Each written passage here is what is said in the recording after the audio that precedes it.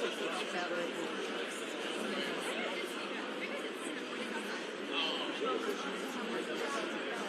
crazy.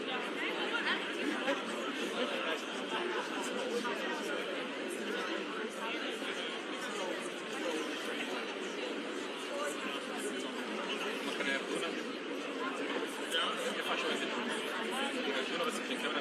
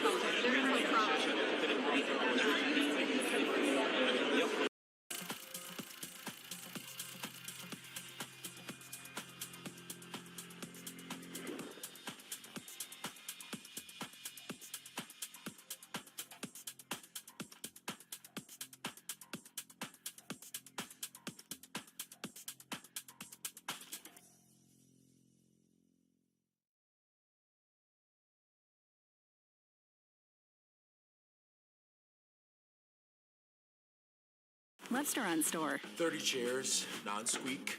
Restaurant store. 15 non-wobbly tables. Restaurant store. Add 8 cases of pint glasses. Restaurant store. Lights. Restaurant store.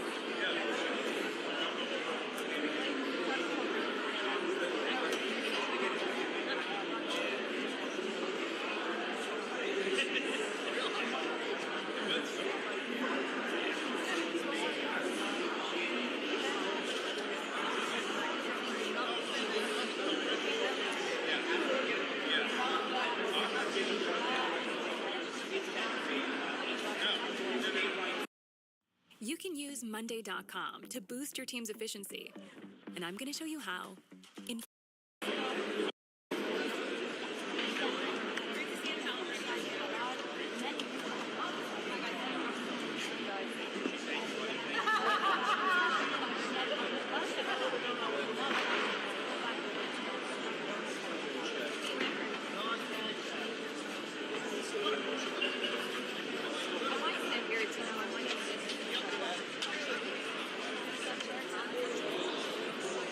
You're kind of breaking up, I think, Ryan.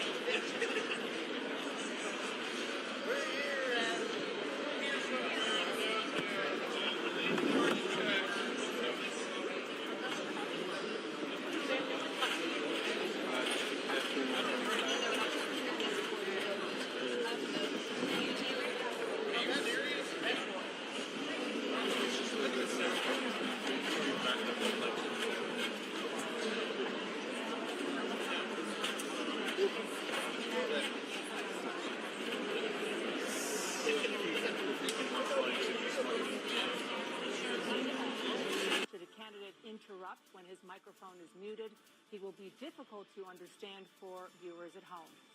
At the end of the debate, each candidate will get 2 minutes for closing statements. There is no studio audience tonight. Pre-written notes, props, or contact with campaign staff are not permitted during the debate. By accepting our invitation to debate, both candidates and their campaigns agreed to accept these rules. Now, please welcome the 46th President of the United States, Joe Biden. Folks, how are you?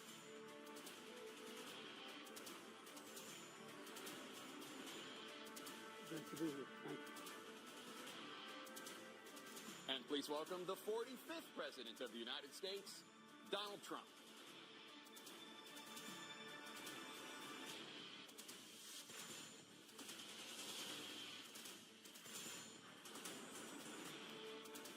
Gentlemen, thanks so much for being here. Let's begin the debate, and let's start with the issue that voters consistently say is their top concern, the economy. President Biden, inflation has slowed, but prices remain high. Since you took office, the price of essentials has increased. For example, a basket of groceries that cost $100 then now costs more than $120. And typical home prices have jumped more than 30%. What do you say to voters who feel they are worse off under your presidency than they were under President Trump? We got to take a look at what I was left when I became president, what Mr. Trump left me. We had an economy that was in free fall. The pandemic was so badly handled. Many people were dying. All he said was, it's not that serious. Just inject a little bleach into your arm. You'll be all right. The economy collapsed. There were no jobs. Unemployment rate rose to 15%. It was terrible. And so what we had to do is try to put things back together again. And that's exactly what we began to do. We created 15,000 new jobs. We brought out the position where we have 800,000 new manufacturing jobs. But there's more to be done. There's more to be done. Working class people are still in trouble. I come from Scranton, Pennsylvania. I come of a household where the kitchen table, if the things weren't able to be met during the month, it was a problem. Price of eggs, the price of gas, the price of housing, the price of a whole range of things. That's why I'm working so hard to make sure I deal with those problems. And we're going to make sure that we reduce the price of housing. We're going to make sure we build 2 million new units. We're going to make sure we cap rents so corporate greed can't take over. The combination, what I was left with in corporate greed, is the reason why we're in this problem right now. In addition to that, we're in a situation where if you take a look at all that was done in his administration, he didn't do much at all. By the time he left, things were in chaos, literally chaos. And so we put things back together. We created, I said, those jobs. We make sure we had a situation where we brought down the price of prescription drugs, which is a major issue for many people, to $15 for an insulin shot as opposed to $400. No senior has to pay more than $200 for any drug, all the drugs they can include beginning next year. And the situation is we're going to make that available to everybody, to all Americans. So we're working to bring down the price around the kitchen table, and that's what we're going to get done. Thank you. President Trump? We have the greatest economy in the history of our country. We have never done so well. Everybody was amazed by it. Other countries were copying us. We got hit with COVID, and when we did, we spent the money necessary so we wouldn't end up in a Great Depression, the likes of which we had in 1929. By the time we finished, so we did a great job. We got a lot of credit for the economy, a lot of credit for the military, and no wars, and so many other things. Everything was rocking good. But the thing we never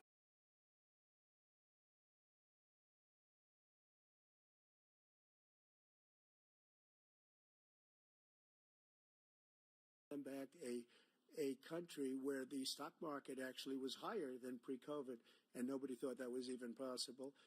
The only jobs he created are for illegal immigrants and bounce-back jobs, a bounce back from the COVID. He has not done a good job. He's done a poor job, and inflation's killing our country. It is absolutely killing us. Thank you. President Biden? Well, look, the greatest economy in the world, he's the only one who thinks that, I think. I don't know anybody else who thinks he had the greatest economy in the world.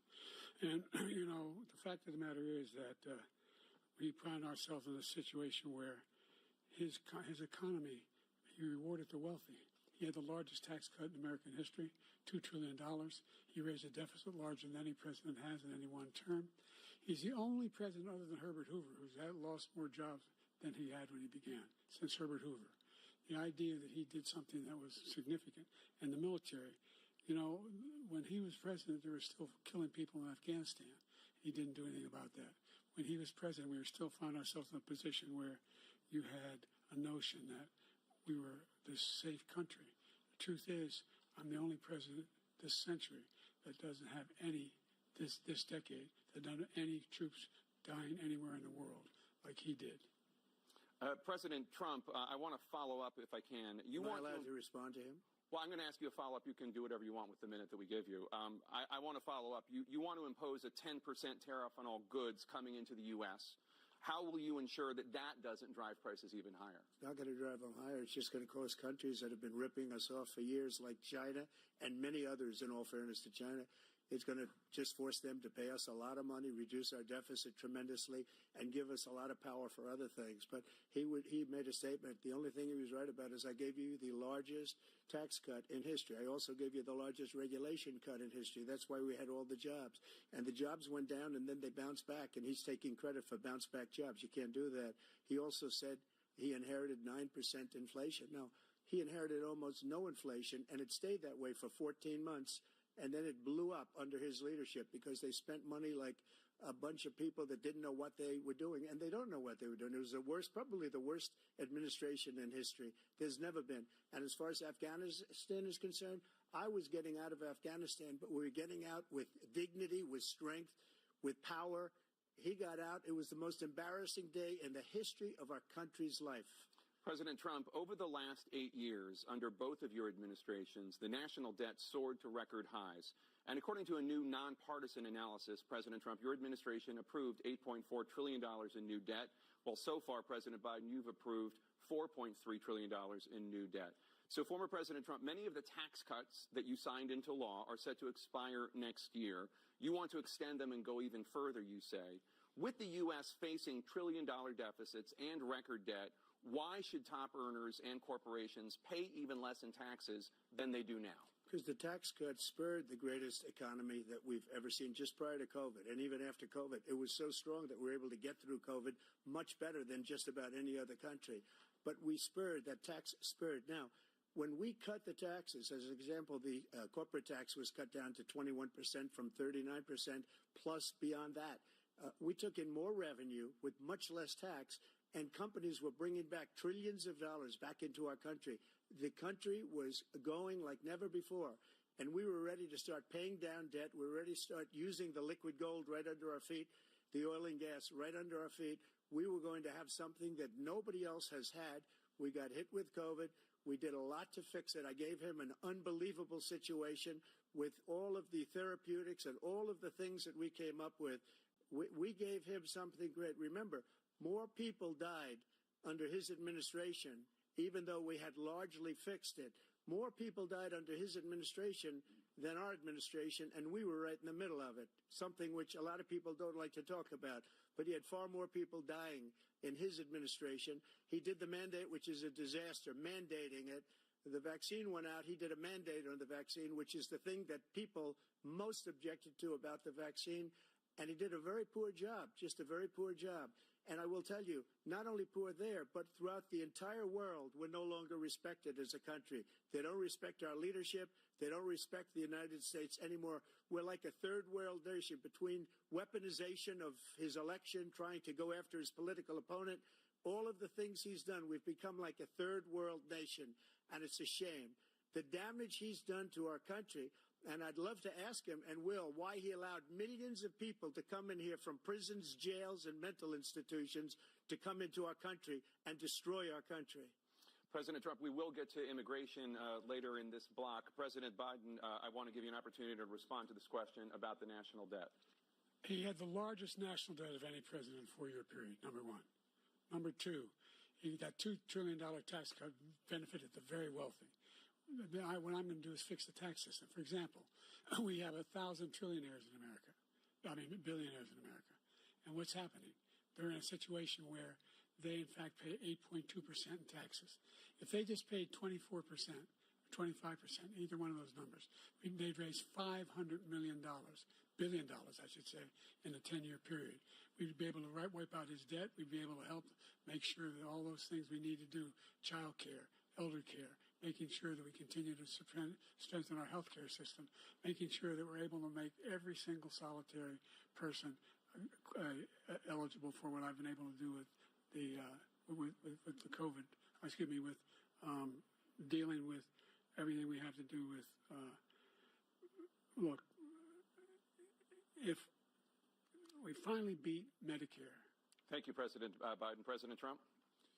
Well, he's right. He did beat Medicare. He beat it to death, and he's destroying Medicare because all of these people are coming in. They're putting them on Medicare. They're putting them on Social Security. They're going to destroy Social Security. This man is going to single-handedly destroy Social Security. These millions and millions of people coming in, they're trying to put them on Social Security. He will wipe out Social Security. He will wipe out Medicare. So he was right in the way he finished that sentence. And it's a shame. What's happened to our country in the last 4 years is not to be believed.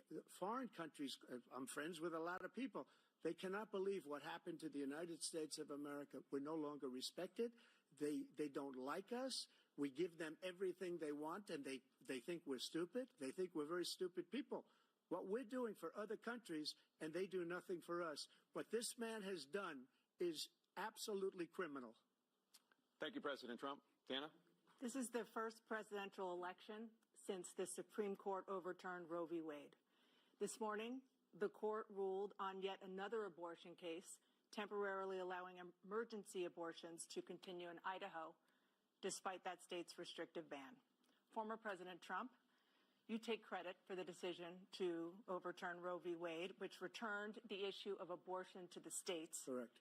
However, the federal government still plays a role in whether or not women have access to abortion pills. They're used in about 2/3 of all abortions. As president, would you block abortion medication? First of all, the Supreme Court just approved the abortion bill, and I agree with their decision to have done that, and I will not block it. And if you look at this whole question that you're asking, complex but not really complex. 51 years ago, you had Roe v. Wade, and everybody wanted to get it back to the states. Everybody, without exception. Democrats, Republicans, liberals, conservatives. Everybody wanted it back. Religious leaders. And what I did is I put 3 great Supreme Court justices on the court, and they happened to vote in favor of killing Roe v. Wade and moving it back to the states. This is something that everybody wanted.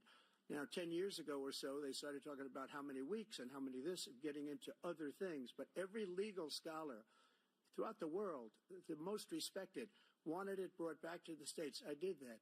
Now the states are working it out. If you look at Ohio, it was a decision that an end result that was a little bit more liberal than you would have thought. Kansas, I would say the same thing. Texas is different. Florida is different. But they're all making their own decisions right now. And right now, the states control it. That's the vote of the people. Like Ronald Reagan, I believe in the exceptions. I am a person that believes. And frankly, I think it's important to believe in the exceptions. Some people, you have to follow your heart. Some people don't believe in that.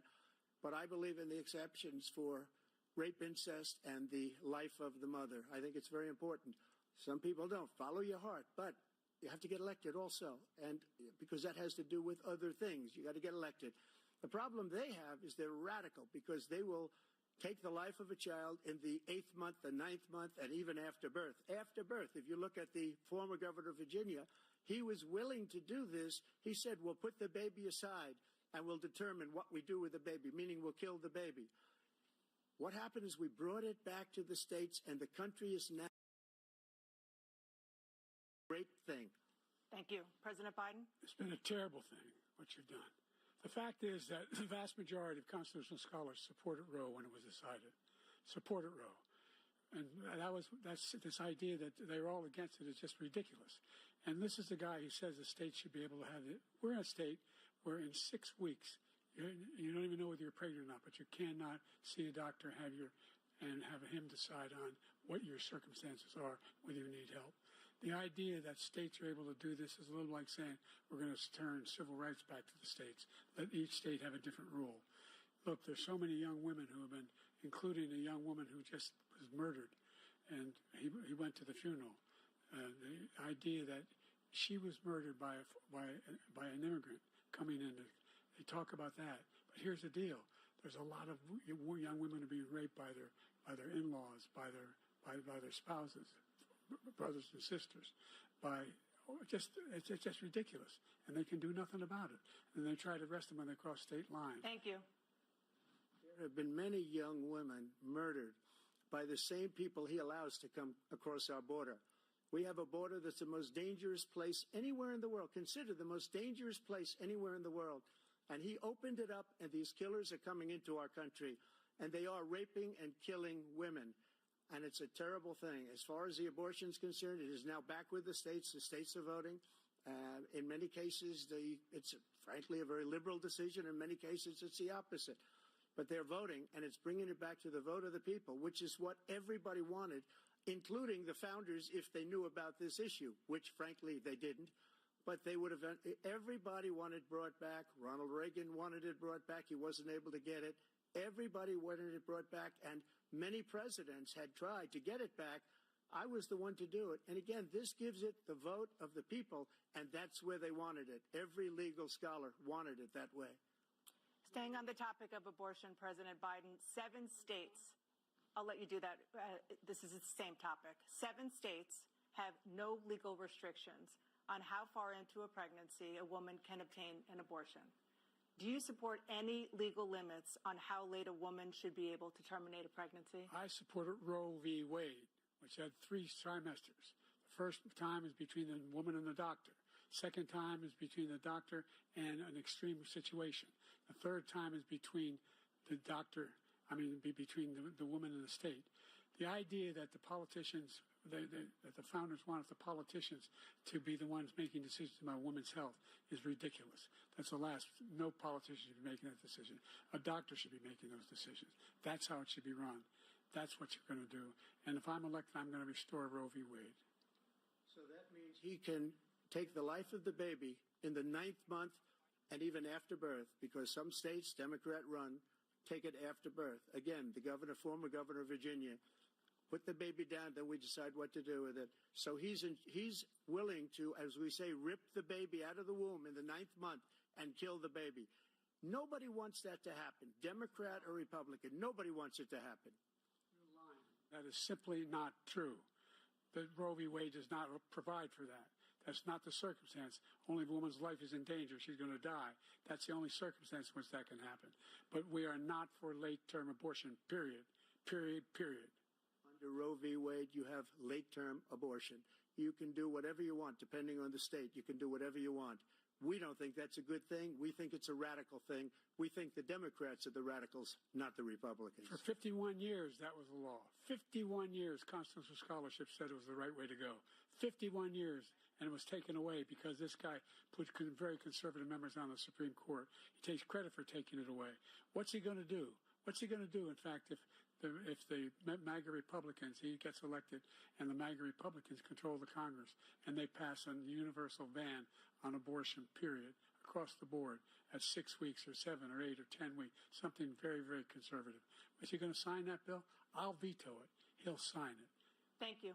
Let's turn now to the issue of immigration and border security. President Biden, a record number of migrants have illegally crossed the southern border on your watch, overwhelming border states and overburdening cities such as New York and Chicago, and in some cases causing real safety and security concerns. Given that, why should voters trust you to solve this crisis? Because we worked very hard to get a bipartisan agreement that not only changed all of that, it made sure that we are in a situation where you had no circumstance where they could come across the border with the number of border police there are now. We significantly increased the number of asylum officers. By the way, the Border Patrol endorsed my position. In addition to that, we find ourselves in a situation where when he was president, he was separating babies from their mothers, putting them in cages, making sure the families were separated. That's not the right way to go. What I've done since I've changed the law, what's happened? I've changed it in a way that now you're in a situation where there are 40% fewer people coming across the border illegally. That's better than when he left office. And I'm going to continue to move until we get the total ban on the total initiative relative to what we're going to do with more Border Patrol and more asylum officers. President Trump? I really don't know what he said at the end of that sentence. I don't think he knows what he said either. Look, we had the safest border in the history of our country. The border, all he had to do was leave it. All he had to do was leave it. He decided to open up our border, open up our country to people that are from prisons, people that are from mental institutions, insane asylum, terrorists. We have the largest number of terrorists coming into our country right now, all terrorists, all over the world, not just in South America, all over the world. They come from the Middle East, everywhere. All over the world, they're pouring in. And this guy just left it open. And he didn't need legislation because I didn't have legislation. I said, close the border. We had the safest border in history. In that final couple of months of my presidency, we had, according to Border Patrol, who is great, and by the way, who endorsed me for president, but I won't say that, but they endorsed me for president.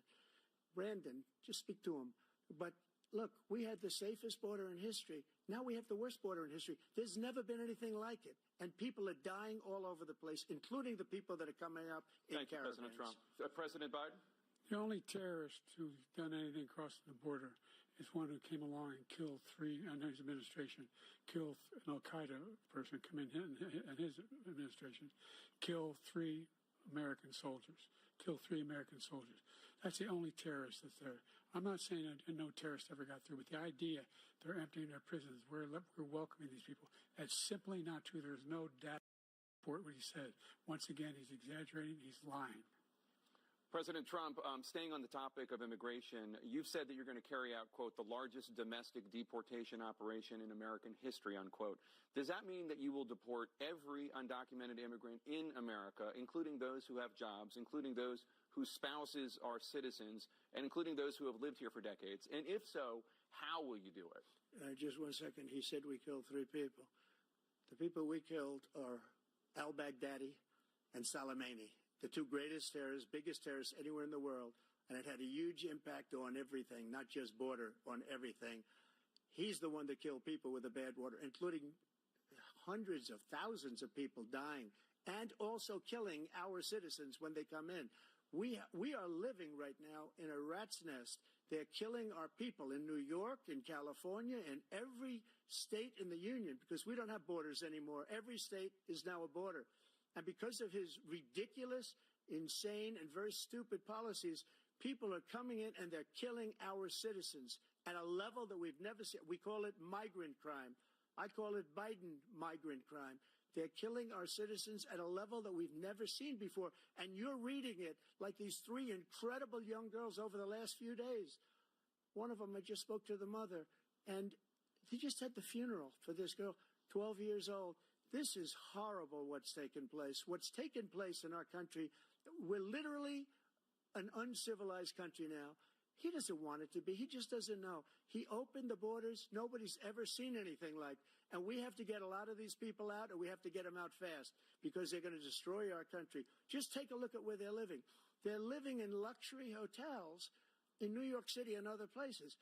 Our veterans are on the street. They're dying because he doesn't care about our veterans. He doesn't care. He doesn't like the military at all. And he doesn't care about our veterans. Nobody been worse. I had the highest approval rating for veterans taking care of the VA He has the worst. He's gotten rid of all the things that I approved, choice that I got through Congress, all of the different things I approved, they abandoned. We had by far the highest, and now it's down in less than half because he's done all these great things that we did. And I think he did it just because I approved it, which is crazy. But he has killed so many people at our border by allowing all of these people to come in. And it's a very sad day in America. President Biden, you have the mic. Every single thing he said is a lie. Every single one. For example, veterans are a hell of a lot better off since I passed the PACT Act. 1 million of them now have insurance, and their families have it. Their families have it because what happened, whether it was Agent Orange or burn pits, they're all being covered now. And his group opposed that.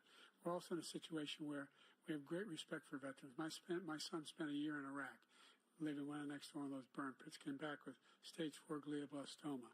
I was recently in France for D-Day, and I spoke all about those heroes that died. I went to the World War I cemetery he refused to go to.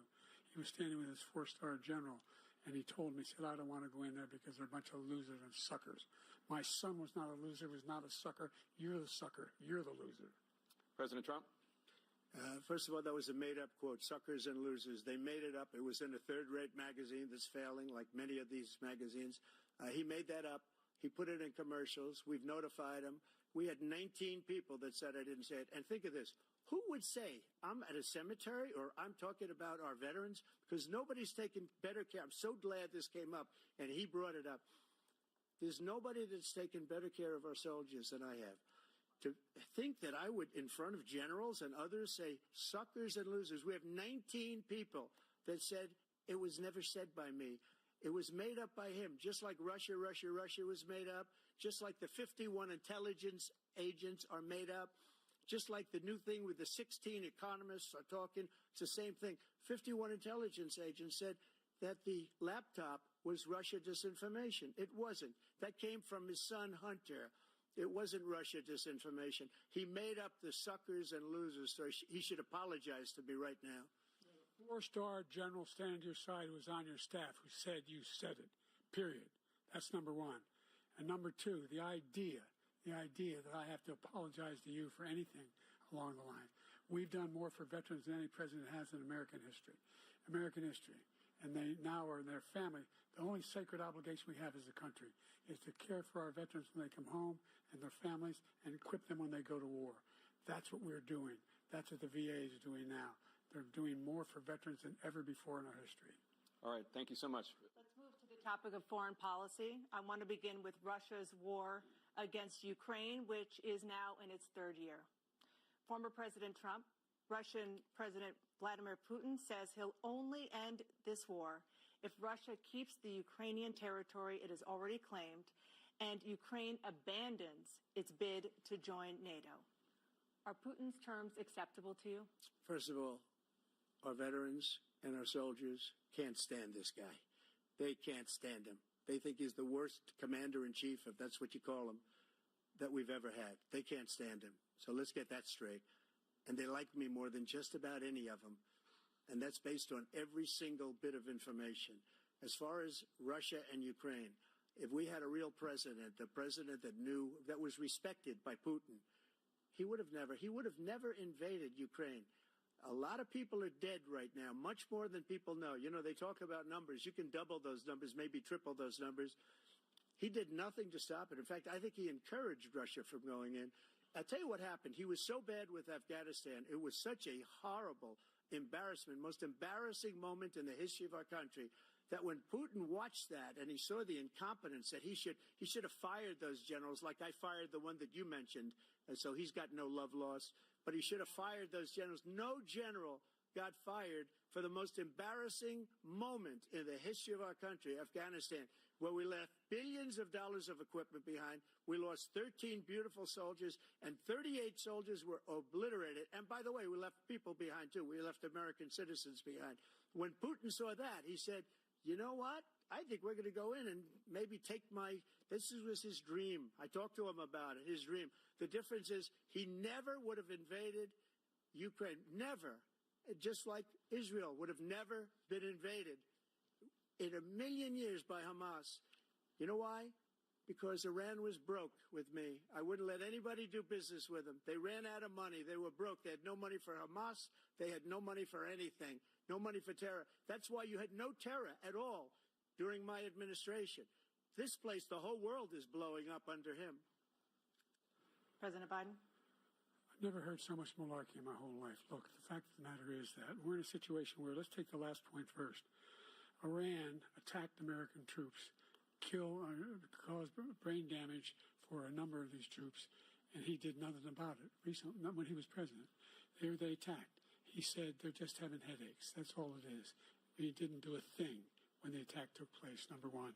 Number two, we got over 100,000 Americans and others out of Afghanistan during that airlift. Number three, we found ourselves in a situation where, if you take a look at what Trump did in Ukraine, this guy told Trump, do whatever you want, and do whatever you want. And that's exactly what Trump did to Putin, encourage him, do whatever you want. And he went in. Listen to what he said when he went in. He was going to take Kyiv in 5 days, remember? Because it's part of the old Soviet Union. That's what he wanted to reestablish, Kyiv. And he, in fact, didn't do it at all. He wasn't able to get it done. And they've lost thousands and thousands of troops, 500,000 troops. President Trump, I never said that. For 1 minute, I just want to go back to my original question, which is, are Putin's terms acceptable to you? Keeping the territory in Ukraine? No, they're not acceptable. But look, this is a war that never should have started. If we had a leader in this war, he led everybody along. He's given $200 billion now or more to Ukraine. He's given $200 billion. That's a lot of money. I don't think there's ever been anything like it. Every time that Zelensky comes to this country, he walks away with $60 billion. He's the greatest salesman ever. And I'm not knocking him. I'm not knocking anything.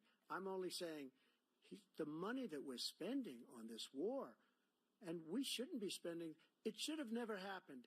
I will have that war settled between Putin and Zelensky as president-elect before I take office on January 20th. I'll have that war settled. People being killed so needlessly, so stupidly, and I will get it settled, and I'll get it settled fast before I take office. President Biden, you have a minute. The fact is that Putin is a war criminal. He's killed thousands and thousands of people. And he has made one thing clear. He wants to reestablish what was part of the Soviet Empire, not just a piece. He wants all of Ukraine. That's what he wants. And then you think he'll stop there? Do you think he'll stop when if he takes Ukraine? What do you think happens to Poland? What do you think of Belarus? What do you think happens to those NATO countries? And so if you want a war, you ought to find out what he's going to do, because if in fact he does what he says and walks away, by the way, all that money we give Ukraine are from weapons we make here in the United States. We give them the weapons, not the money at this point. And our NATO allies have produced as much funding for Ukraine as we have. That's why we're strong. Thank you. Moving on to the Middle East.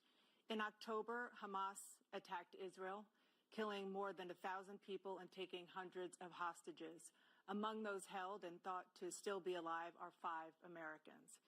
Israel's response has killed thousands of Palestinians and created a humanitarian crisis in Gaza.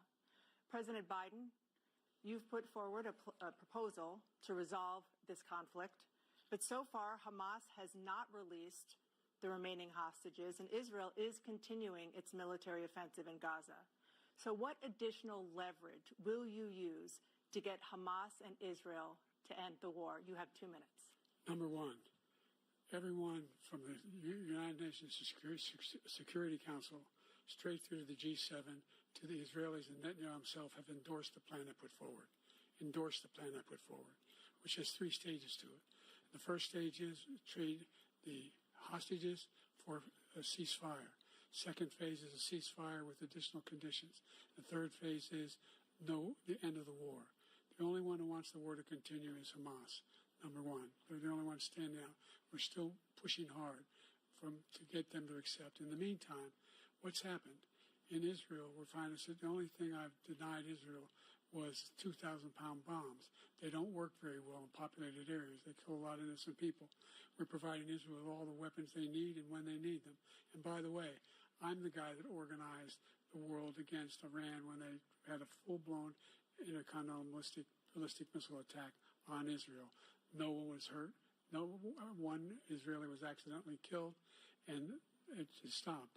We saved Israel. We are the biggest producer of support for Israel of anyone in the world. And so there are two different things. Hamas cannot be allowed to be continued. We continue to send our experts and our intelligence people as to how they can get Hamas like we did bin Laden. You don't have to do it. And by the way, they've been greatly weakened, Hamas, greatly weakened, and they should be. They should be eliminated. But you've got to be careful for using certain weapons among population centers. Just going back to Ukraine for 1 second. We have an ocean separating us. The European nations together have spent $100 billion, or maybe more than that, less than us. Why doesn't he call them and say, you got to put up your money like I did with NATO? I got them to put up hundreds of billions of dollars. The Secretary General of NATO said Trump did the most incredible job I've ever seen. They wouldn't have any. They were going out of business. We were spending almost 100% of the money was paid by us. He didn't do that. He's getting all. You got to ask these people to put up the money. We're over $100 billion more spent, and it has a bigger impact on them because of location, because we have an ocean in between.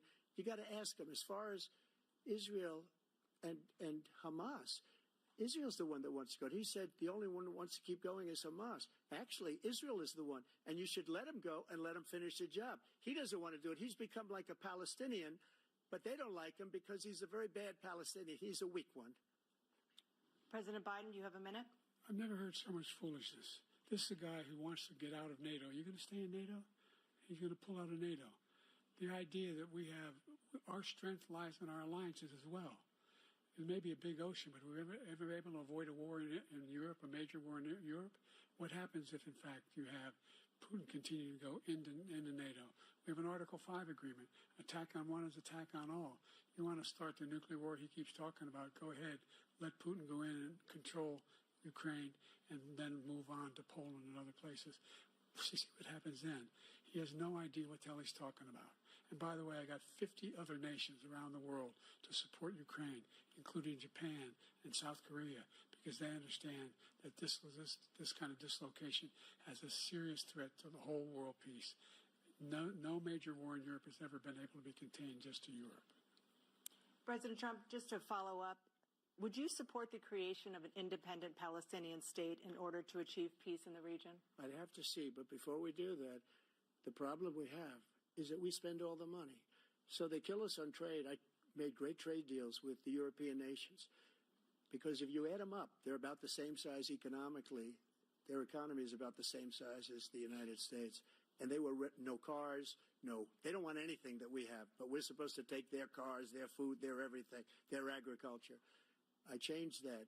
But the big thing I changed is they don't want to pay. And the only reason that he can play games with NATO is because I got them to put up hundreds of billions of dollars. I said, and he's right about this, I said, no, I'm not going to support NATO if you don't pay. They asked me that question, would you guard us against Russia, at a very secret meeting of the 28 states at that time, nations at that time. And they said, no, if you don't pay, I won't do that. And you know what happened? Billions and billions of dollars came flowing in the next day and the next months. But now we're in the same position. We're paying everybody's bills. Let's turn to the issue of democracy. Former President Trump, I want to ask you about January 6, 2021. After you rallied your supporters that day, some of them stormed the Capitol to stop the constitutionally mandated counting of electoral votes.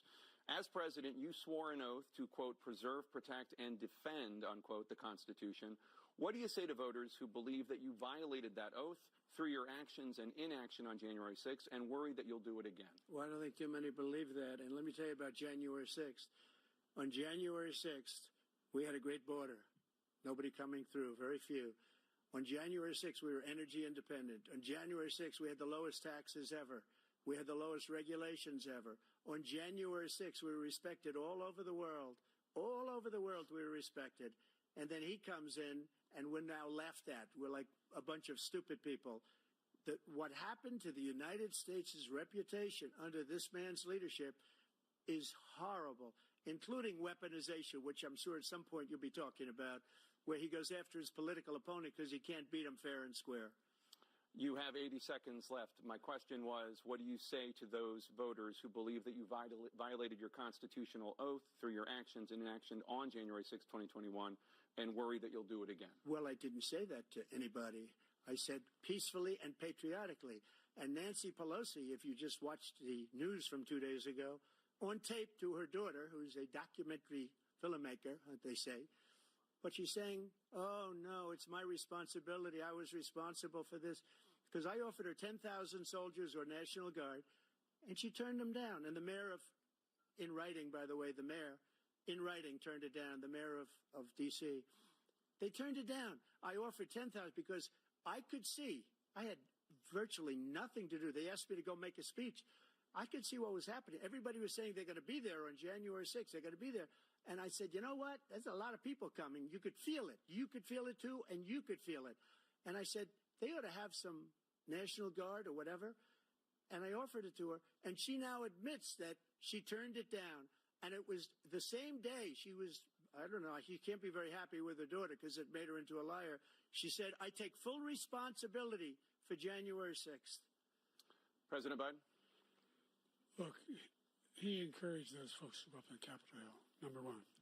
I sat in that dining room off the Oval Office. He sat there for 3 hours watching, begging, being begged by his vice president and a number of his colleagues on the Republican side as well to do something, to call for a stop, to end it. Instead, they talked about these people being patriots and great patrons of America. In fact, he says he'll now forgive them for what they've done. They've been convicted. He says he wants to commute their sentences and say that no.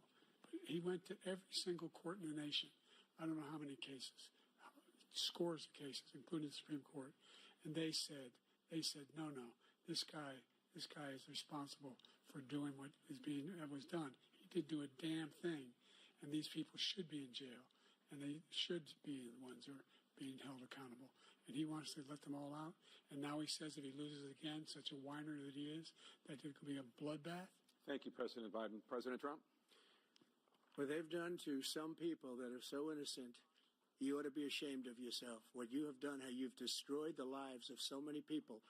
When they ripped down Portland, when they ripped down many other cities, you go to Minnesota, Minneapolis, what they've done there, with the fires all over the city. If I didn't bring in the National Guard, that city would have been destroyed. When you look at all of they took over big chunks of Seattle. I was all set to bring in the National Guard. They heard that. They saw them coming, and they left immediately. What he said about this whole subject is so off. Peacefully patriotic. One other thing. The Unselect Committee, which is basically two horrible Republicans that are all gone now out of office, and Democrats, all Democrats, they destroyed and deleted all of the information they found because they found out we were right. We were right. And they deleted and destroyed all of the information. They should go to jail for that. If a Republican did that, they'd go to jail. Thank you, President Trump. President Biden, I want to give you a minute. The only person on this stage is a convicted felon is the man I'm looking at right now. And the fact of the matter is, what he's telling you is simply not true. The fact is that there was no effort on his part to stop what was going on up in Canada. And all those people, every one of those who were convicted, turned over desks, turned them over statues. The idea that those people are patriots? Come on. When I asked him the first two debates we had, first time around, I said, will you denounce the Proud Boys? He said, no, I'll tell them to stand by. The idea he's refusing to, will you denounce these guys? Will you denounce the people we're talking about now? Will you denounce the people who attacked that Capitol? What are you going to do?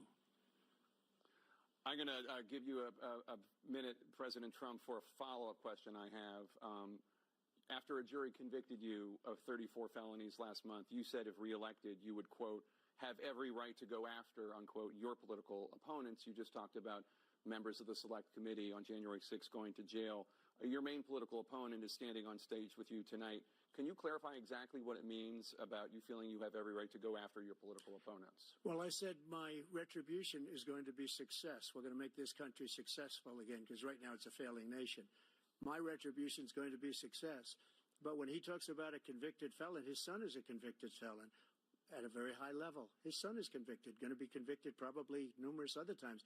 Should have been convicted before, but his Justice Department let the statute of limitations lapse on the most important things. But he could be a convicted felon as soon as he gets out of office. Joe could be a convicted felon with all of the things that he's done. He's done horrible things. All of the death caused at the border, telling the Ukrainian people that we're going to want $1 billion or you change the prosecutor.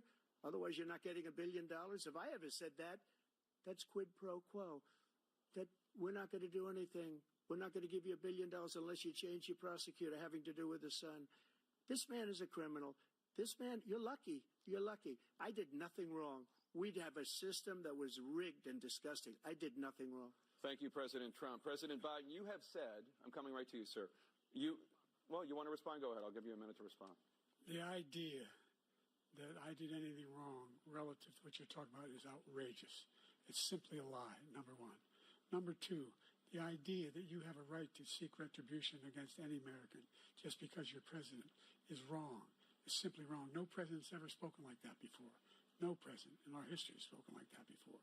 Number three, the crimes that you are still charged with. And think of all the civil penalties you have. How many billions of dollars do you owe in civil penalties for molesting a woman in public, for doing a whole range of things, of having sex with a porn star on the night while your wife was pregnant?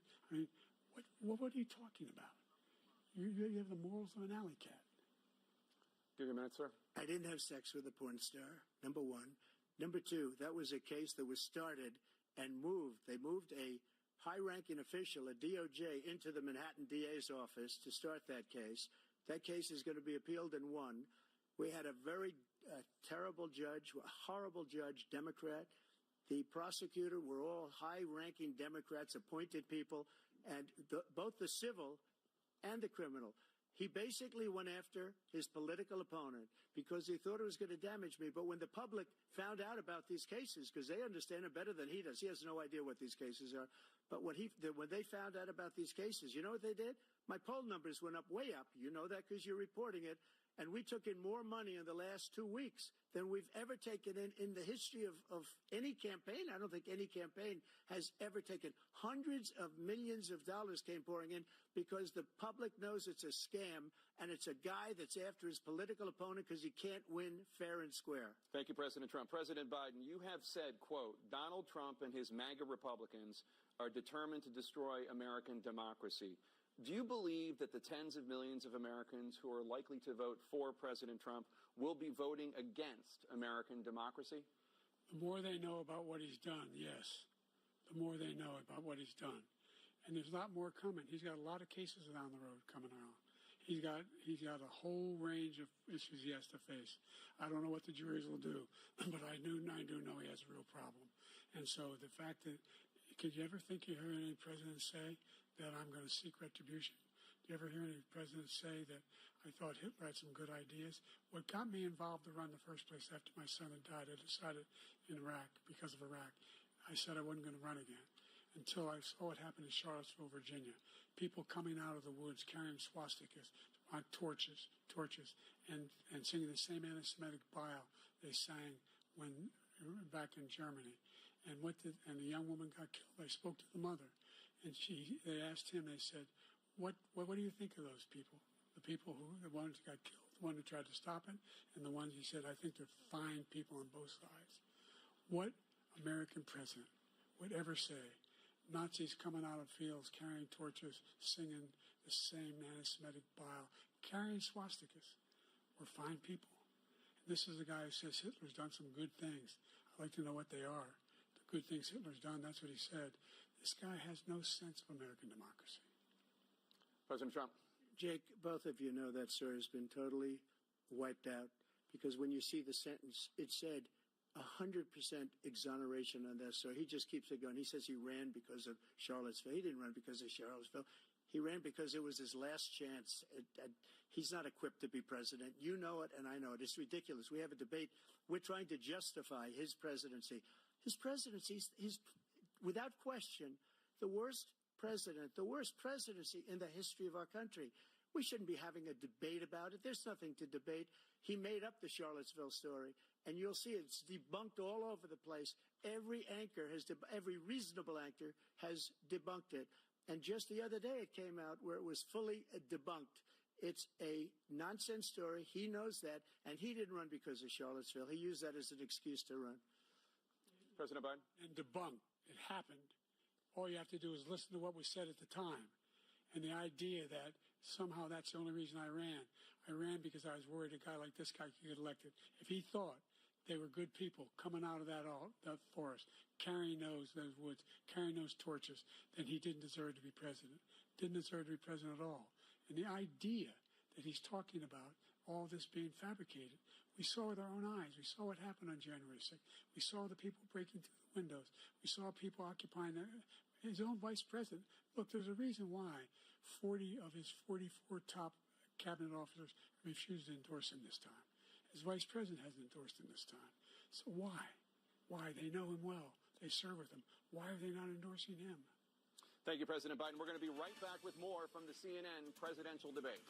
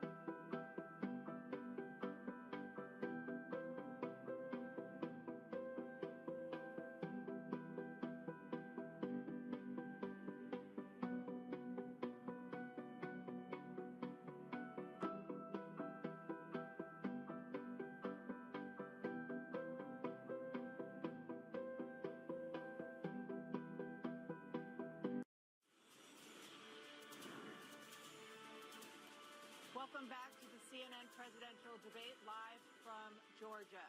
Let's talk about persistent challenges you both faced in your first terms and you'd certainly face again in a second term.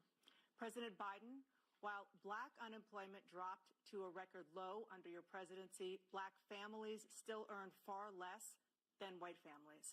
Black mothers are still 3 times more likely to die from pregnancy-related causes, and black Americans are imprisoned at 5 times the rate of white Americans.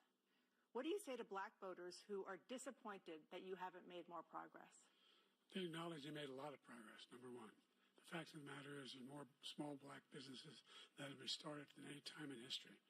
Number two, the wages of black unemployment is the lowest level it's been in a long, long time. Number three, we're providing housing for black Americans and dealing with the segregation that exists among these corporations that collude to keep people out of their houses. And in addition to that, we find that the impact on the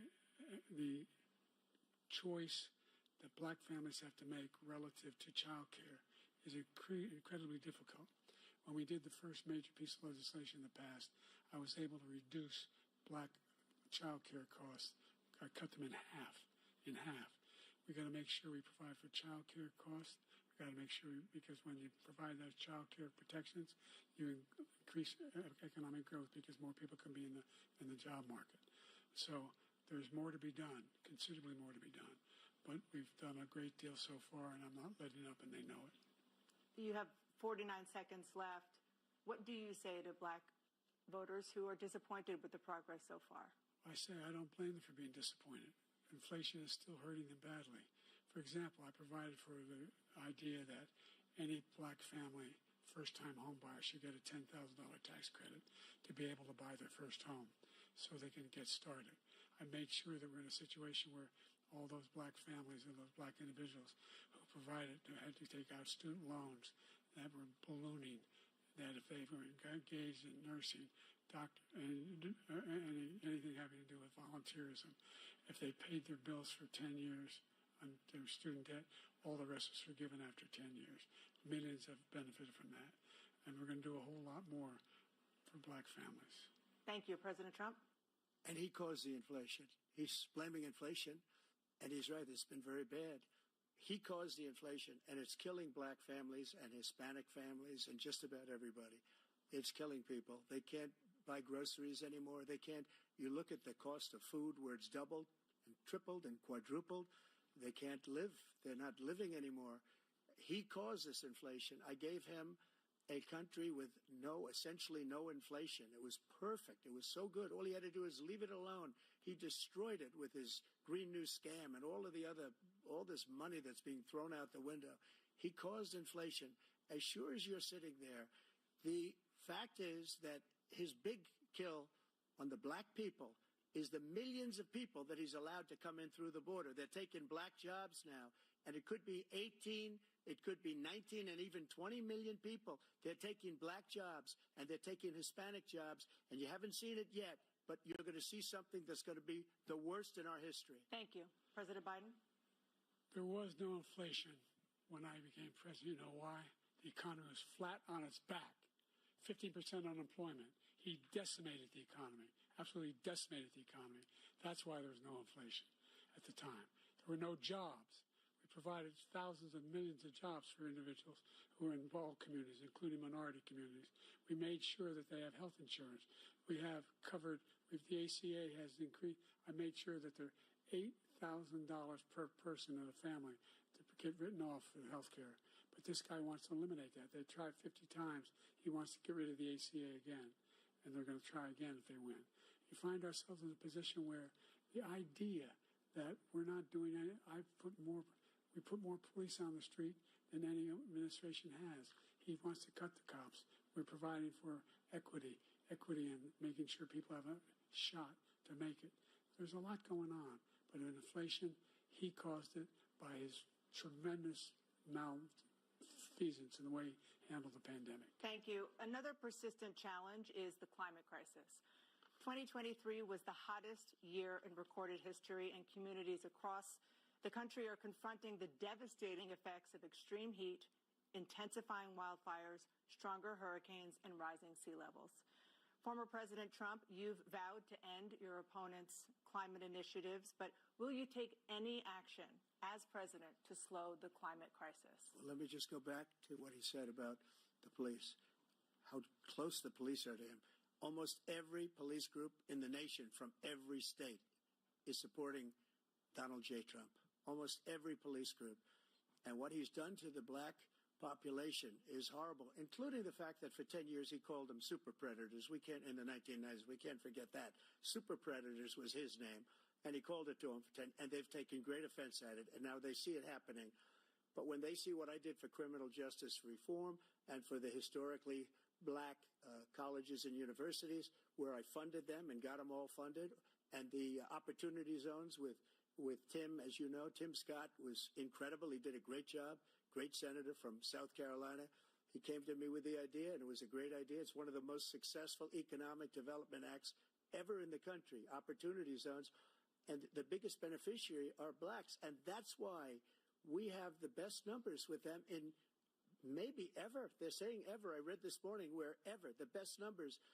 He's lost much of the black population because he's done a horrible job for black people. He's also done a horrible job for Hispanics. But wait till you see these millions of people pouring into our country, and they're going to take the jobs, and it's already started, and you haven't seen anything yet. It's a disaster. You've 38 seconds left. President Trump, will you take any action as president to slow the climate crisis? So I want absolutely immaculate clean water, and I want absolutely clean air, and we had it. We had H2O. We had the best numbers ever, and we were using all forms of energy, all forms, everything. And yet, during my 4 years, I had the best environmental numbers ever. And my top environmental people gave me that statistic just before I walked on the stage, actually. I don't know where the hell he's been. The idea that anything he said is true. I've passed the most extensive climate change legislation in history.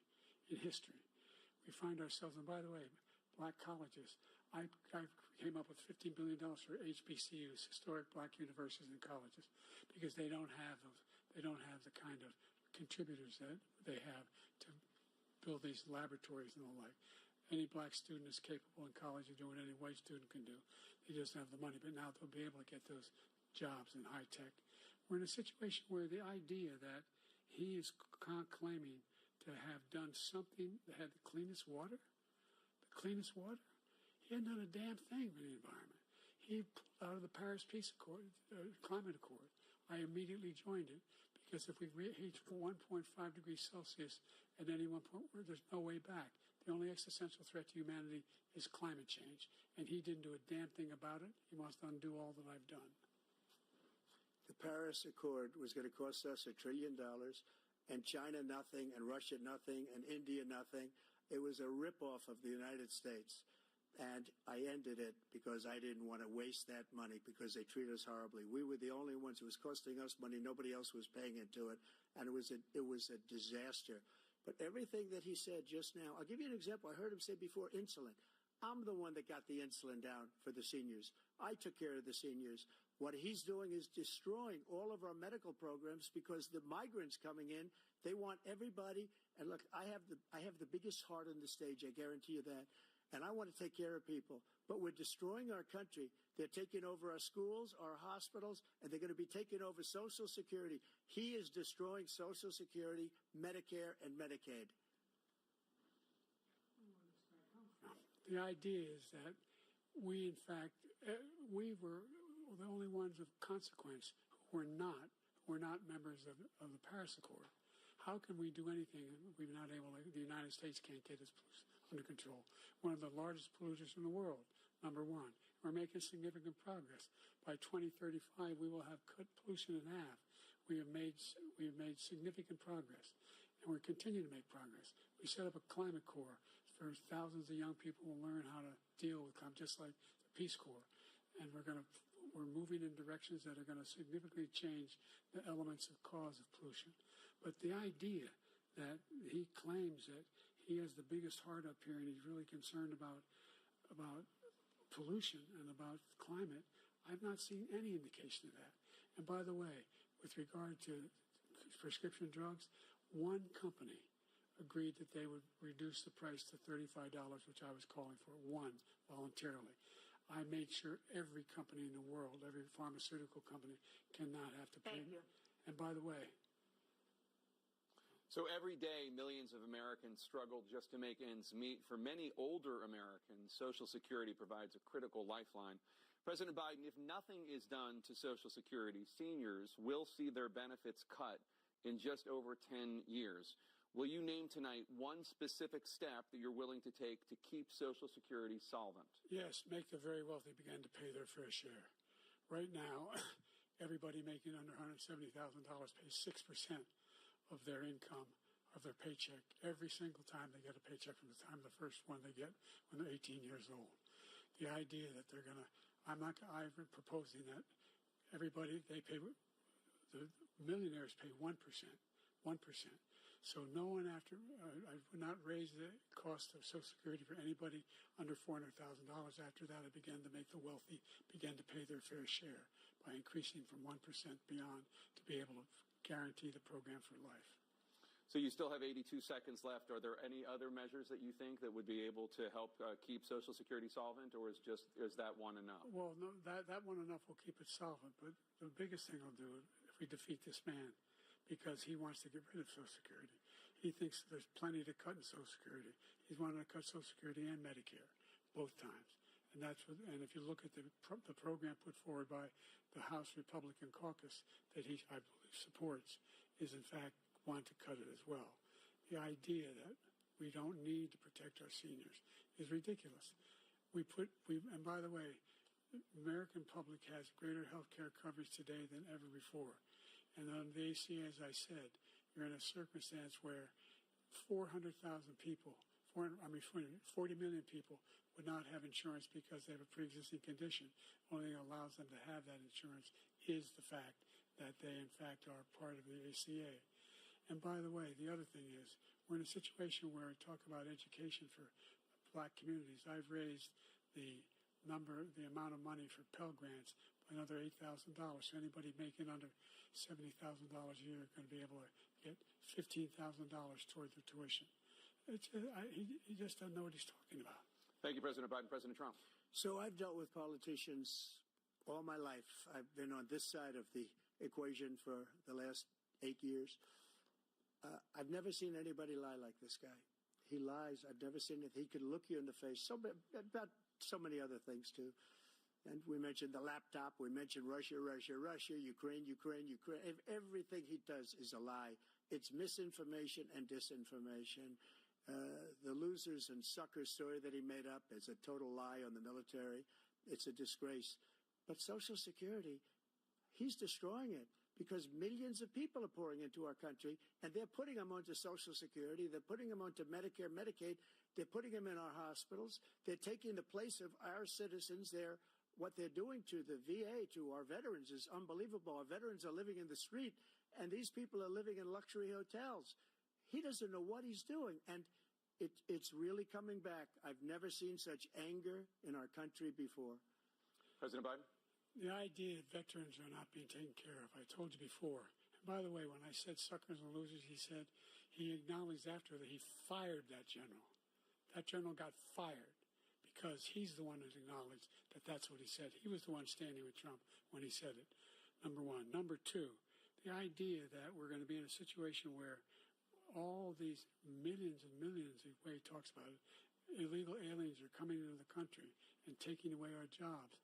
There's a reason why we have the fastest growing economy in the world, the reason why we have the most successful economy in the world. We're doing better than any other nation in the world. And by the way, those 15 Nobel laureates he talked about being phony, those 15 Nobel laureates, economists, they all said that if Trump is reelected, we're likely to have a recession and inflation is going to increasingly go up. And by the way, worst president in history, 159 presidential scholars voted him the worst president in the history of the United States of America. President Biden, thank you so much. Let's turn to the cost of child care, which many American families struggle to afford. President Trump, both you and President Biden have tried to address this issue, but the average cost of child care in this country has risen to more than $11,000 a year per child. For many families, the cost of child care for 2 children is more than their rent. In your second term, what would you do to make child care more affordable? Just to go back, the general got fired because he was no good. And if he said that, that's why he made it up. But we have 19 people that said I didn't say it, and they're very highly respected, much more so than him. The other thing is, he doesn't fire people. He never fired people. I've never seen him fire anybody. I did fire a lot. I fired Comey because he was no good. I fired a lot of the top people at the FBI, drained the swamp. They were no good. Not easy to fire people. You'd pay a price for it, but they were no good. I inherited these people. I didn't put him there. I didn't put Comey there. He was no good. I fired him. This guy hasn't fired anybody. He never fires. He should have fired every military man that was involved with that the Afghanistan horror show, the most embarrassing moment in the history of our country. He didn't fire. Did you fire anybody? Did you fire anybody that's on the border, that's allowed us to have the worst border in the history of the world? Did anybody get fired for allowing 18 million people, many from prisons, many from mental institutions? Did you fire anybody that allowed our country to be destroyed? Joe, our country is being destroyed as you and I sit up here and waste a lot of time on this debate. This shouldn't be a debate.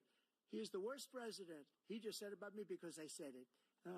But look, he's the worst president in the history of our country. He's destroyed our country. Now all of a sudden he's trying to get a little tough on the border. He came out with a nothing deal, and it reduced it a little bit, like this much. It's insignificant.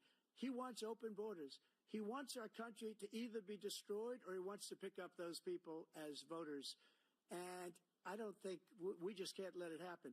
If he wins this election, our country doesn't have a chance, not even a chance, of coming out of this rut. We probably won't have a country left anymore. That's how bad it is. He is the worst in history by far. Thank you, President Trump. President Biden? We're the most admired country in the world. We're the United States of America. There's nothing beyond our capacity. We have the finest military in the history of the world, the finest in the history of the world.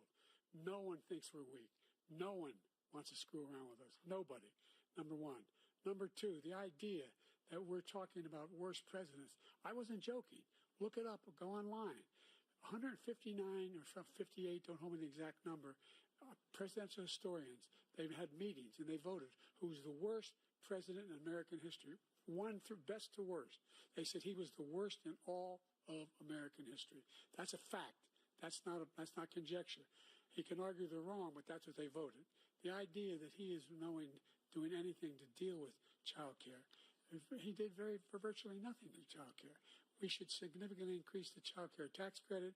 We should significantly increase the availability of women and men or single parents to be able to go back to work. And we should encourage businesses to have. Thank you, President Biden. Facilities. President Trump, the question was about what would you do to make child care more affordable, if you want to take your minute. Just so you understand, we have polling, we have other things that they rate him the worst because what he's done is so bad. And they rate me there 4 years. I will be the best. I think I'll be the best. Nobody's ever created an economy like us. Nobody ever cut taxes like us. He's the only one I know. He wants to raise your taxes by 4 times. He wants to raise everybody's taxes by 4 times. He wants the Trump tax cuts to expire. So everybody, including the two of you, are going to pay 4 to 5 times. Nobody ever heard of this before. All my life, I'd grow up and I'd see politicians talking about cutting taxes. When we cut taxes, as I said, we did more business. Apple and all these companies, they were bringing money back into our country. The worst president in history by far, and everybody knows it. President Biden? Look, the fact of the matter is that he's dead wrong about, he's increased the tariff, he will increase the taxes on middle-class people. I said I'd never raise a tax on anybody making less than $400,000. I didn't. But this tariff is 10% tariffs. Everything coming into the country, you know what the economists say? That's going to cost the average American $2,500 a year more because they're going to have to pay the difference in food and all the things that are very important. Number two, he's in a situation where he talks about how he has not raised, he somehow helped the middle class. The middle class have been devastated by you. Now you want a new tax cut of $5 trillion over the next 10 years, which is going to fundamentally bankrupt the country. You had the largest deficit of any president in American history, number one. Number two, you have not, in fact, made any contact, any progress with China. We are at the lowest trade deficit with China since 2010. Thank you, President Biden. Thank you, President Biden. Let's discuss an epidemic impacting millions of Americans that both of you have made a top priority in your first term, the opioid crisis. And for both of you, the number of overdose deaths in this country has gone up. Under your term, it went up. Under your term, it has gone up. Former President Trump, despite the efforts that both of you have made, more than 100,000 Americans are dying from overdoses every year, primarily from fentanyl and other opioids. What will you do to help Americans right now in the throes of addiction who are struggling to get the treatment they need? To finish up, we now have the largest deficit in the history of our country under this guy. We have the largest deficit with China. He gets paid by China. He's a Manchurian candidate. He gets money from China. So I think he's afraid to deal with them or something. But do you notice he never took out my tariffs because we bring in so much money with the tariffs that I imposed on China. He never took them away. He can't because it's too much money. It's tremendous. And we saved our steel industries, and there was more to come, but he hasn't done that. But he hasn't cut the tariffs because he can't, because it's too much money. But he's got the largest deficit in the history of our country, and he's got the worst situation with China. China's going to own us if you keep allowing them to do what they're doing to us as a country. They are killing us as a country, Joe, and you can't let that happen. You're destroying our country. So, President Trump, you have 67 seconds left. The question was, what are you going to do to help Americans in the throes of addiction right now who are struggling to get the treatment they need? Jake, we were doing very well at addiction until the COVID came along. We had the 2.5, almost 3 years of like nobody's ever had before, any country, in every way. And then we had to get tough. And it was the drugs pouring across the border it started to increase. We got great equipment. We bought the certain dog that's the most incredible thing that you've ever seen, the way they can spot it. We did a lot. And we were getting very low numbers, very, very low numbers. Then he came along. The numbers, have you seen the numbers now? It's not only the 18 million people that I believe is even low because the gotaways, they don't even talk about gotaways. But the numbers of the amount of drugs and human trafficking in women coming across our border, the worst thing I've ever seen, at numbers that nobody's ever seen under him because the border's so bad. But the number of drugs coming across our border now is the largest we've ever had by far. President Trump, thank you. President Biden? Fentanyl and the byproducts of fentanyl went down for a while. And I wanted to make sure we use the machinery that can detect fentanyl. These big machines that roll over everything that comes across the border. And it costs a lot of money. That was part of this deal we put together, this bipartisan deal. More fentanyl machines, more be able to detect drugs, more numbers of agents, more numbers of all the people at the border. And when we had that deal done, he called his Republican colleagues, said, don't do it. It's going to hurt me politically. No, he never argued it's not a good bill. It's a really good bill. We need those machines. We need those machines.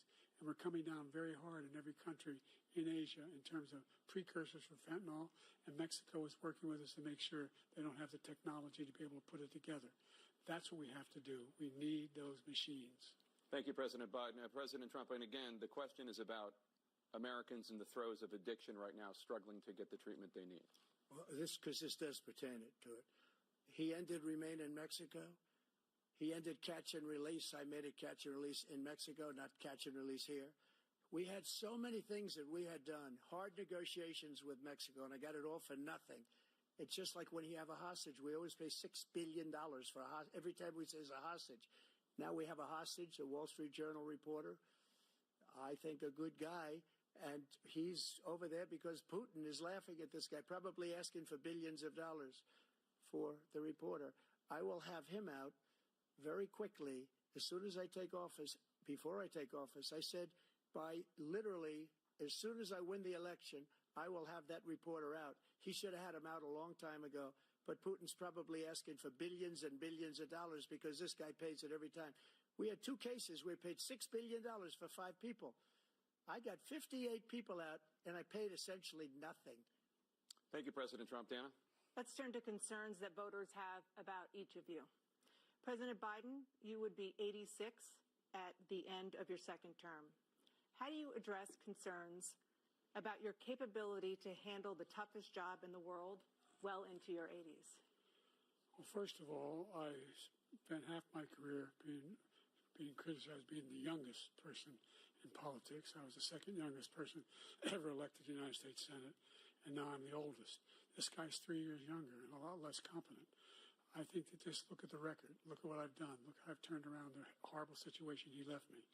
As I said, 15 million new jobs, 800,000 manufacturing jobs, more investment in America, over billions of dollars in private investment in enterprises that we are growing.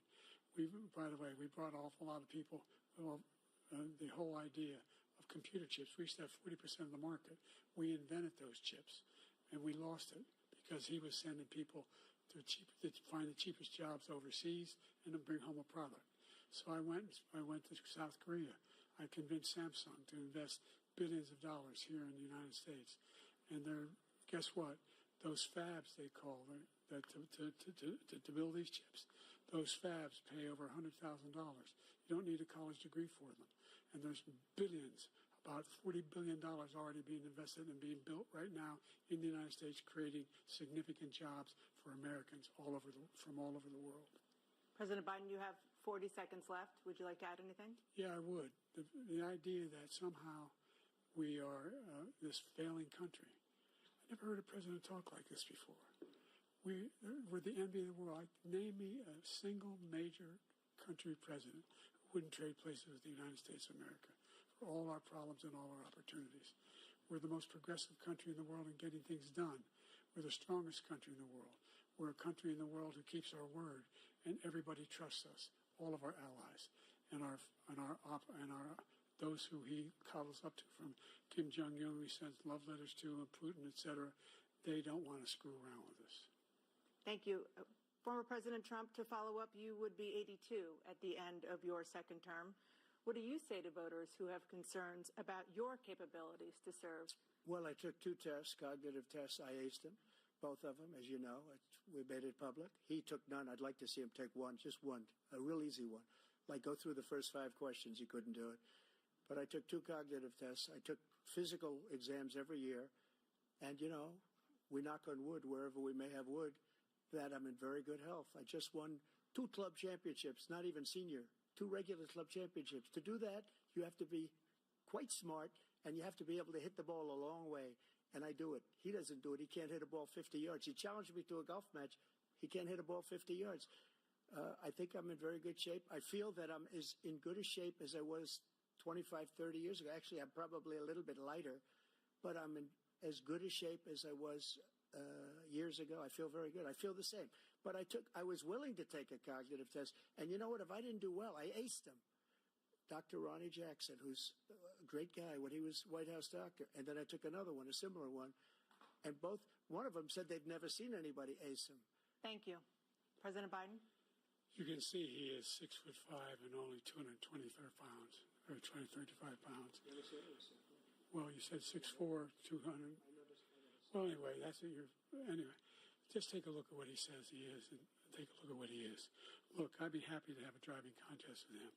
I got my handicap, which when I was vice president, down to a 6. But by the way, I told you before, I'm happy to play golf if you carry your own bag. Think you can do it? That's the biggest lie. He's a 6 handicap of all.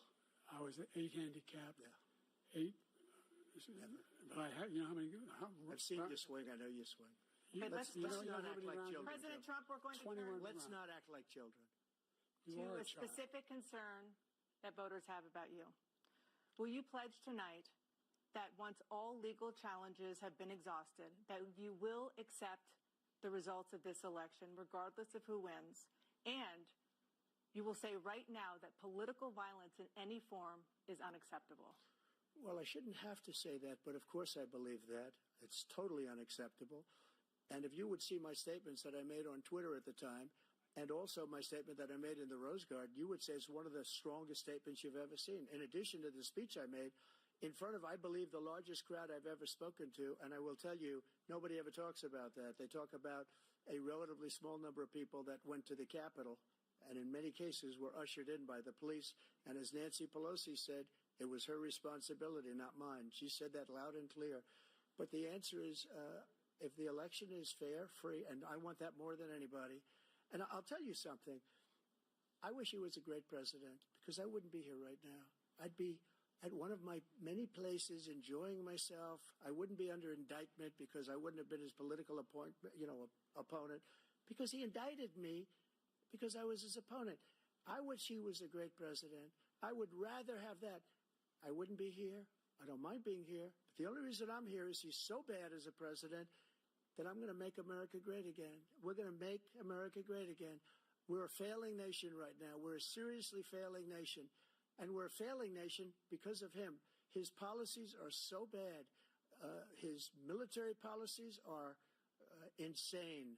They're insane. These are wars that will never end with him. He will drive us into World War III, and we're closer to World War III than anybody can imagine. We are very, very close to World War III, and he's driving us there. And Kim Jong-un and President Xi of China, Kim Jong-un of North Korea, all of these, Putin, they don't respect him. They don't fear him. They have nothing going with this gentleman, and he's going to drive us into World War III. You want a World War III, let him follow and win, and let Putin say, do what you want, NATO. Just do what you want. There's a thing called Article 5. An attack on one is attack on all, a required response. The idea, I can't think of a single major leader in the world who wouldn't trade places with the job I've done and what they've done. Because we are a powerful nation. We have wonderful people. It's because of the people, not me. It's because of the American people. They're capable of anything, and they step up when they're needed.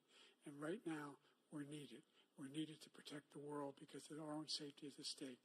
And again, you want to have a war, just let Putin go ahead and take Kyiv, make sure they move on, see what happens in Poland, Hungary, and other places along that border. Then you have a war. President Trump, as I come back to you for a follow-up, the question was, will you accept the results of this election, regardless of who wins? Just to finish what he said, if I might, Russia, they took a lot of land from Bush.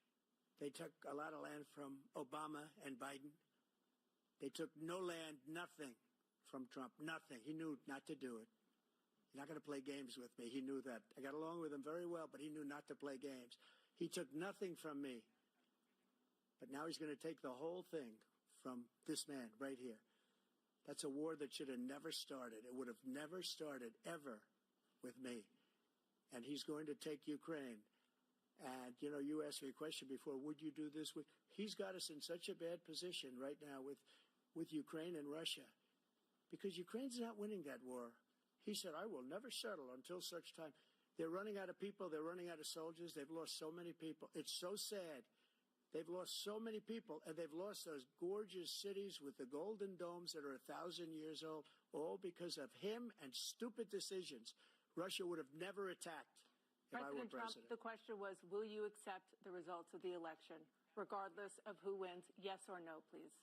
If it's a fair and legal and good election, absolutely. I would have much rather accepted these, but the fraud and everything else was ridiculous. And if you want, we'll have a news conference on it in a week, or we'll have another one of these in a week.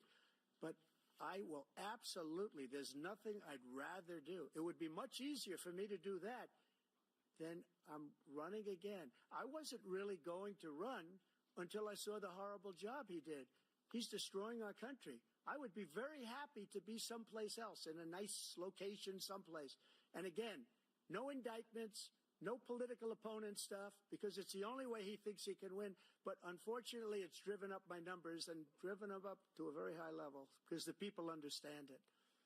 Let's see what your numbers are when this election is over. Let's see. You're a whiner. When you lost the first time, you continued, you appealed and appealed to courts all across the country. Not one single court in America said any of your claims had any merit, state or local, none.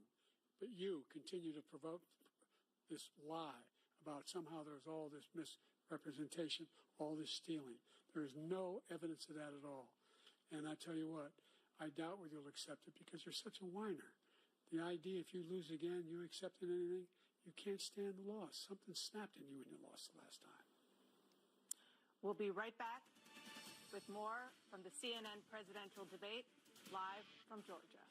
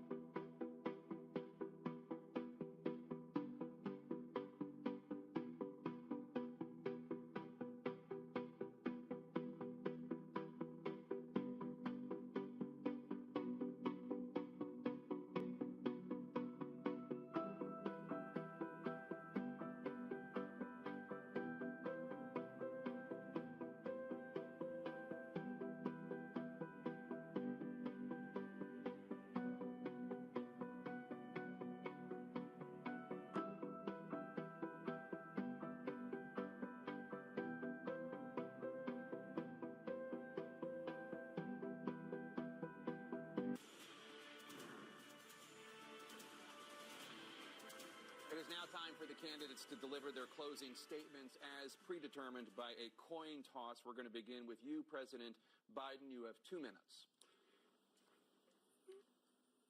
We've made significant progress from the debacle that was left by President Trump in his last term. We find ourselves in a situation where, number one, we have to make sure that we have a fair tax system. I ask anyone out there in the audience or anyone out watching this debate, do you think the tax system is fair? The fact is that I said nobody even making under $400,000 had a single penny increase in their taxes and will not. And if I'm reelected, that will be the case again. But this guy has increased your taxes because of the deficit, number one. He's increased inflation because of the debacle he left after the way he handled the pandemic. And he finds himself in a position where he now wants to tax you more by putting a 10% tariff on everything that comes into the United States of America. What I did, when, for example, he wants to get rid of the ability of Medicare for us to be able to negotiate drug prices with the big pharma companies. Well, guess what? We got it down to $35 for insulin instead of $400. No more than $2,000 for every senior, no matter how much prescription they need. You know what that did? That reduced the federal debt by $160 billion over 10 years because the government doesn't have to pay the exorbitant prices. I'm going to make that available to every senior all along, as happening now, and everybody in America. He wants to get rid of that. I'm going to make sure that we have child care. We're going to significantly increase the credit people have for child care. I'm going to make sure we do something about what we're doing on lead pipes and all the things that are causing health problems for people across the country. We're going to continue to fight to bring down inflation and give people a break. Thank you, President Biden. President Trump, you now have 2 minutes for your closing statement. Like so many politicians, this man is just a complainer. He said, we want to do this, we want to do that, we want to get rid of this tax, that tax. But he doesn't do anything. All he does is make our country unsafe by allowing millions and millions of people to pour in. Our military doesn't respect him. We look like fools in Afghanistan. We didn't stop Israel. It was such a horrible thing that would have never happened. It should have never happened. Iran was broke. Anybody that did business with Iran, including China, they couldn't do business with the United States. They all passed. Iran was broke. They had no money for Hamas or Hezbollah, for terror, no money whatsoever. Again, Ukraine should have never happened. He talks about all this stuff, but he didn't do it. For 3.5 years, we're living in hell. We have the Palestinians and we have everybody else rioting all over the place. You talk about Charlottesville. This is 100 times Charlottesville, 1,000 times. The whole country is exploding because of you. Because they don't respect you, and they have to respect their president, and they don't respect you throughout the world. What we did was incredible. We rebuilt the military. We got the largest tax cut in history, the largest regulation cut in history. The reason he's got jobs is because I cut the regulations that gave jobs, but he's putting a lot of those regulations back on. All of the things that we've done, nobody's never seen anything like. Even from a medical standpoint, right to try, where we can try space-age materials instead of going to Asia or going to Europe and trying to get when you're terminally ill. Now you can go and you can get something. You sign a document. They've been trying to get it for 42 years. But you know what we did for the military was incredible. Choice for our soldiers, where our soldiers, instead of waiting for 3 months to see a doctor, can go out and get themselves fixed up and readied up and take care of themselves, and they're living. And that's why I had the highest approval rating in the history of the VA. So all of these things, we're in a failing nation, but it's not going to be failing anymore. We're going to make it great again. Thank you, former President Trump, President Biden. Stay with us because we have full analysis of this debate. Anderson Cooper and Aaron Burnett starts now on CNN.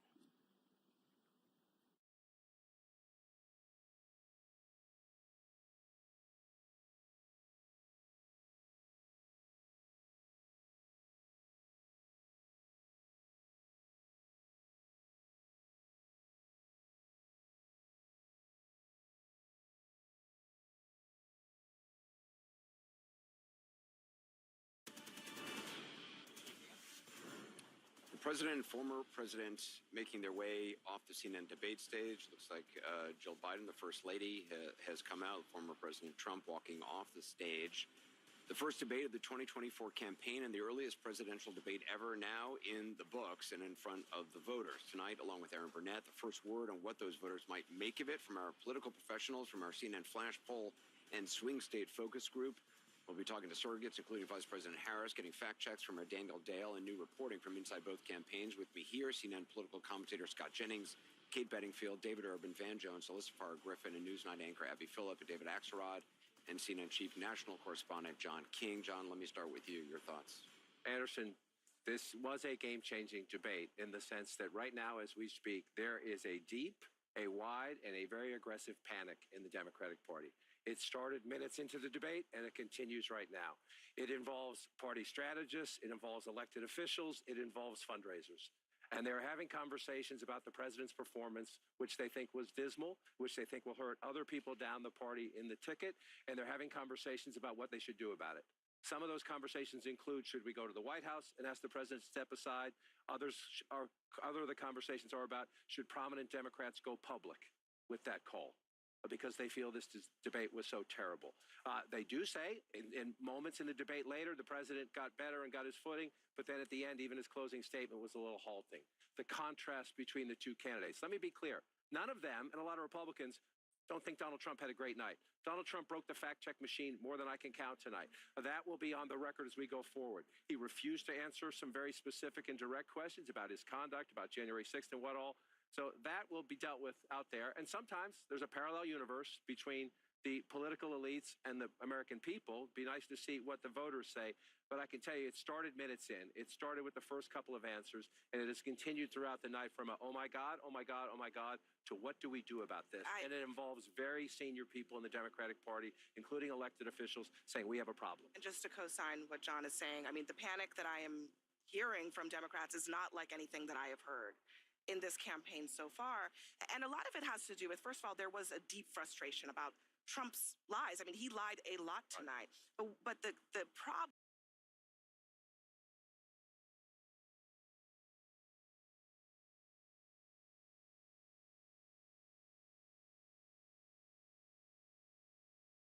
for Biden was that Trump was able to